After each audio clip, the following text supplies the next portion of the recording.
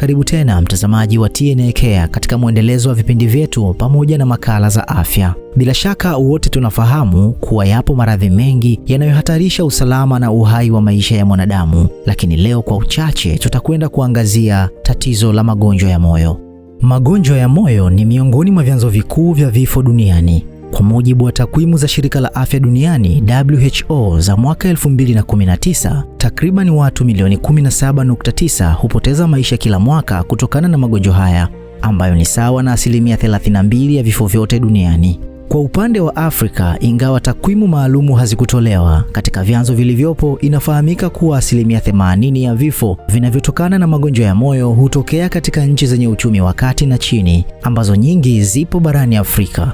Hapa Tanzania, magonjwa ya moyo ni tishio kubwa. Takwimu zinaonyesha kuwa idadi ya wagonjwa wa magonjwa ya moyo na shinikizo la juu la damu liliongezeka kutoka milioni 2.5 mwaka 2017 hadi milioni 3.4 mwaka 2022. Pia takwimu za mwaka 2011 zilionyesha kuwa vifo vinavyotokana na magonjwa ya moyo nchini vilifikia 19,083, sawa na asilimia 4.33 ya vifo vyote mwaka huo.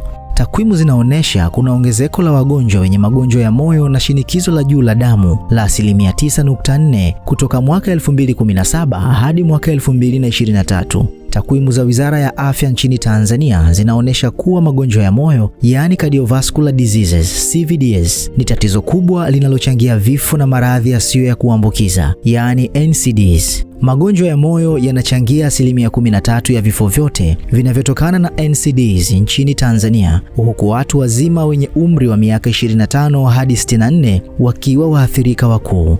Takriban asilimia 33 ya Watanzania wanakabiliwa na NCDs, ambapo magonjwa ya moyo ni miongoni mwa magonjwa yanayoongoza. Viwango vya vifo vilivyosanifiwa kwa umri kutokana na CVDs vinaonyesha viwango vya juu zaidi kwa wanaume 473 kwa kila watu 10,000, huku ikilinganishwa na wanawake 382 kwa kila watu 10,000.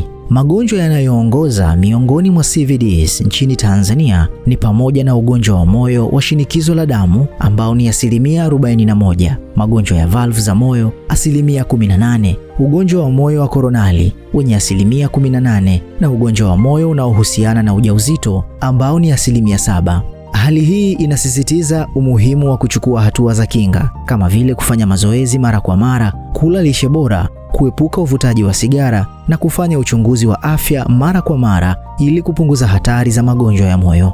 Ikiwa una maswali zaidi kuhusu jinsi ya kutunza afya yako au unahitaji ushauri wa kitaalamu, tuandikie katika comment section na endelea kufuatilia akaunti zetu za mitandao ya kijamii ili upate elimu zaidi na ushauri kila siku kupitia simu yako.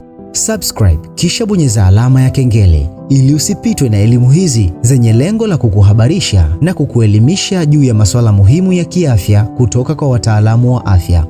Hii ni TNA. TNA, stay informed, stay healthy.